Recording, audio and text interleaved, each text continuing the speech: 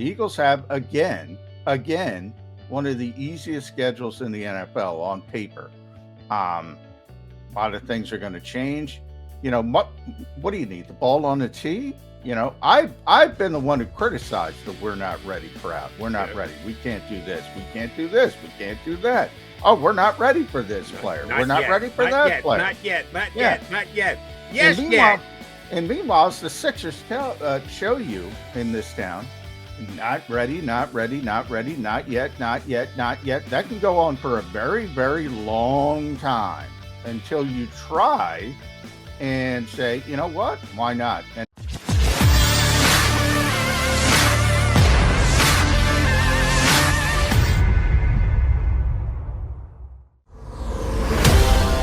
the day after the schedule release. Glad to be here with you on the JAKIB Media YouTube channel. You got the Back and Mac guys. I'm Birds 365, McMullen and McDonald. For those who were streaming in last night, hope you enjoyed the Eagles schedule release special here on the JAKIB Media YouTube channel and getting back up early with us, McMullen and McDonald. JM, I guess you were on before me last night. I was on last night, which was okay with me because at that point, the Sixers had already started getting crushed by the Miami Heat. So perfectly fine jumping on at 9 o'clock. You were on previous? Yeah, I was on at 8 o'clock with Rob Ellis. So right as the schedule came out publicly, turns out the one I sent you earlier in the afternoon was dead on. So I'm glad because I formulated all my thoughts on that schedule because as the day went on, everything was matching up. So I had a pretty good indication it was the right schedule. Turned out to be the right schedule. Yeah, and it's all positive. And by the way, those other Philadelphia teams, they make it real easy for the Sixers, for the Eagles, to grab the attention at all times. From the day I moved here in 1990, I found out it was a football town, and it hasn't changed over the 32 years that I've been in town. This is still an Eagles first town.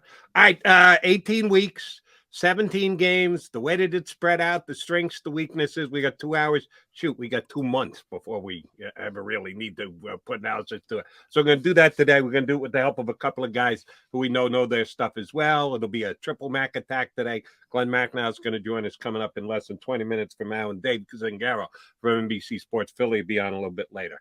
But I want to go somewhere else quickly with you, J-Mac, because as I'm doing my homework last night to pop on here and to do it again with you this morning, where the Eagles going to go, how many wins they're going to get, where is the strength, where are the weaknesses, I started to look more at the team itself than the actual laying out of the games, because that's part of it. You have to think, is this a better Eagle team than the one that finished 9-8 last year, made the playoffs, actually 9-7, because the JV game at the end of the year doesn't count, at least in my book, but then got beat in the first round of the playoffs by the Bucs. How much have the Eagles improved? The team that ended last season as compared to the team on paper right now that's going to start the 2022 season. So play along with me here if you'd be so kind. Starting the trenches. Is the Eagle defensive line better right now than it was at the end of last season? Yes. Brandon Graham coming back. You add Jordan Davis.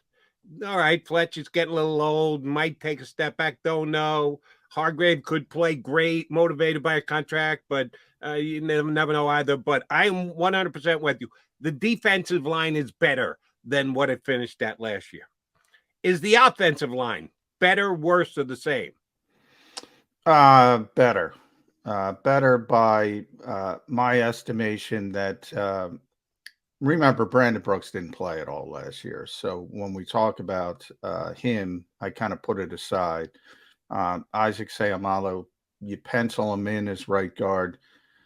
Better football player than what they had there last year, whether it's Jack Driscoll, who played a lot before he got hurt, and then we had the Nate Herbigs, Suo Peta. So you have to see how it shakes out, but the potential is there. And I think Jordan Mailata just keeps getting better with more experience.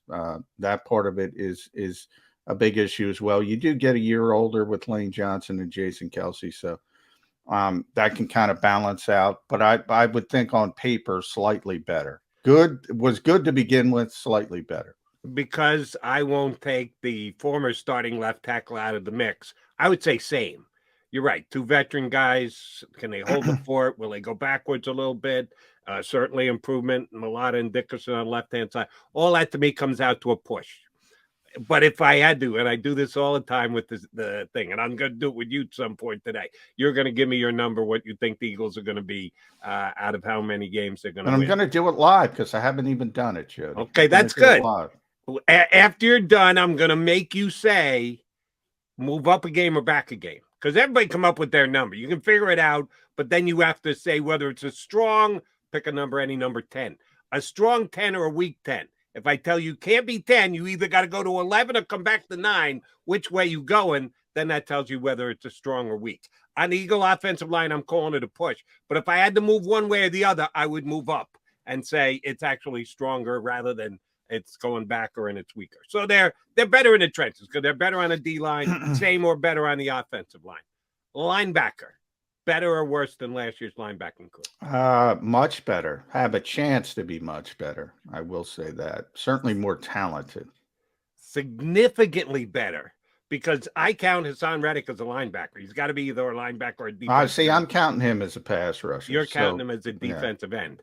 I count him as a linebacker. Now, he's going to do a lot of pass rushing from the linebacker. Either way, it's significantly better, by the way. If you take Hassan, it's still significantly better because of Kaiser White and because of Nakobe Dean. Absolutely. A massive improvement. Who'd have thunk it? The Eagles getting better at linebacker, a position that we've been harping on forever that they de-emphasize, but I think they absolutely massive improvement there. All right, comparable on the back. The backfield.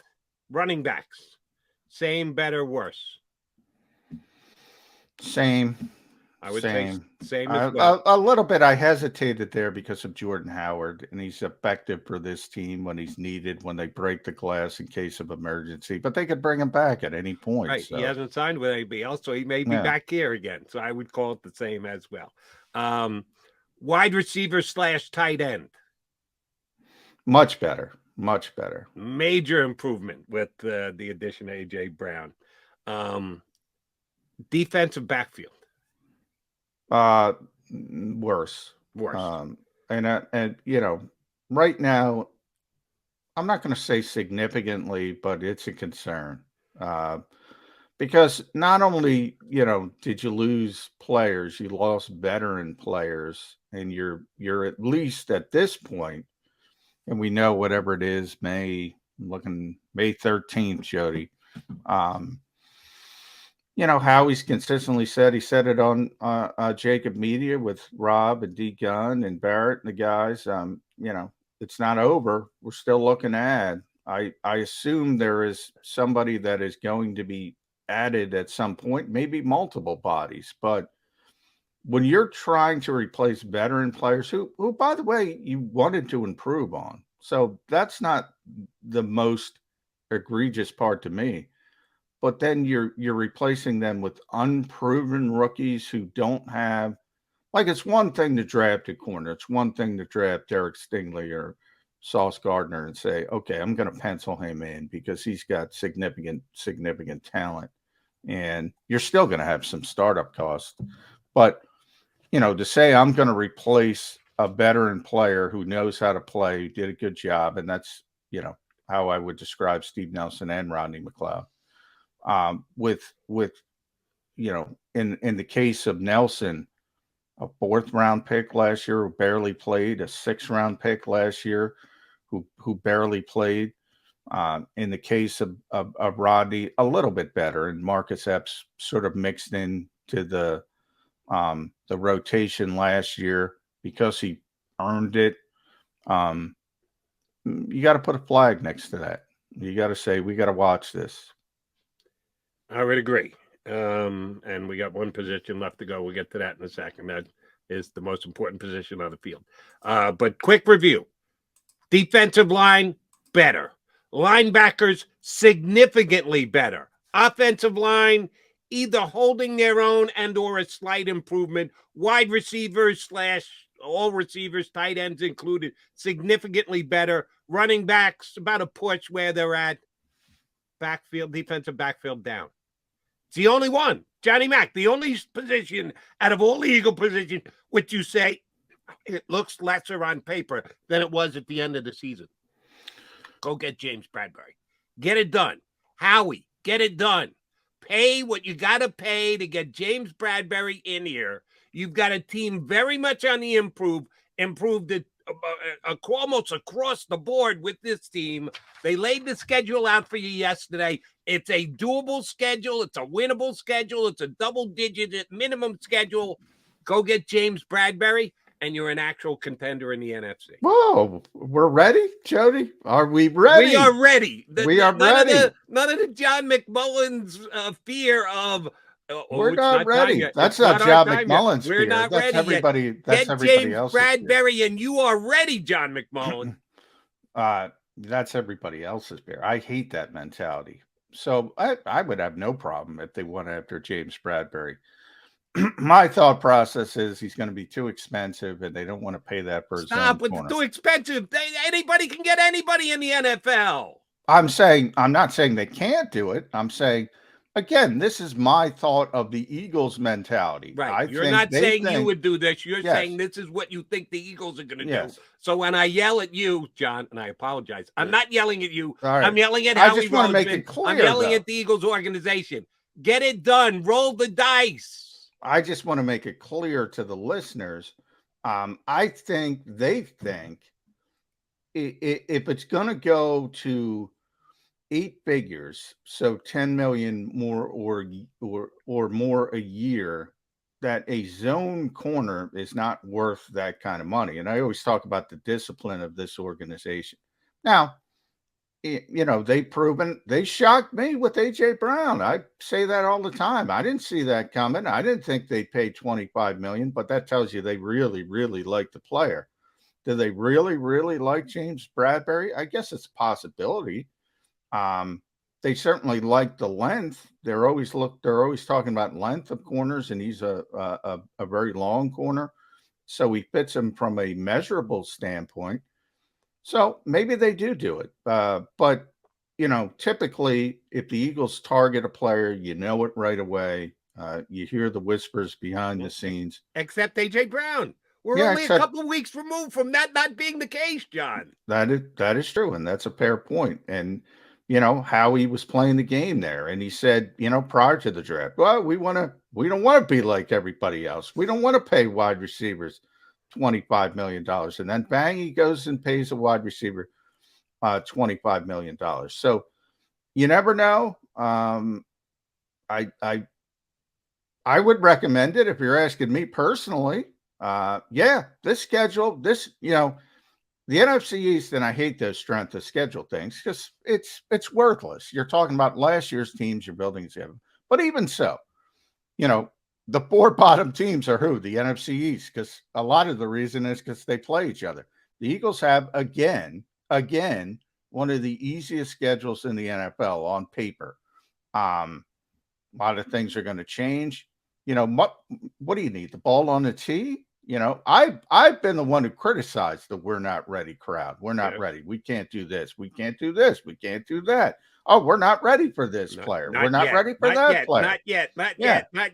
Yes, and meanwhile, as the Sixers show you in this town, not ready, not ready, not ready, not yet, not yet, not yet. That can go on for a very, very long time until you try and say, you know what? Why not? And again, I go back to 2017 because that's the only championship, in the Super Bowl era in this organization's history.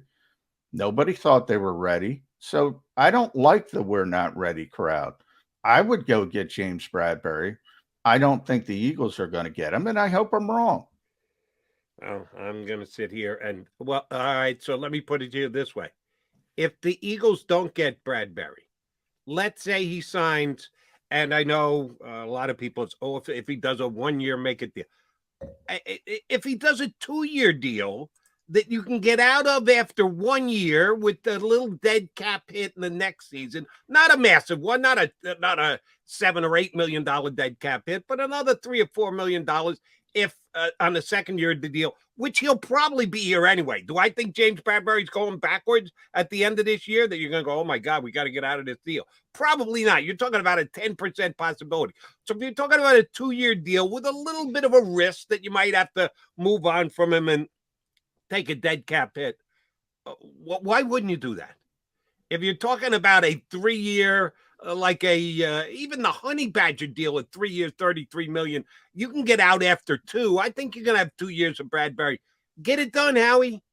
That's all I'm saying. Get it done. There is no excuse in my handicapping for them not to do this. When I was talking to Rob last night, one of the things I've noticed that has been a theme for Howie, whether it was here on JAKIB Media, he's been in other outlets on WIP with you guys over there.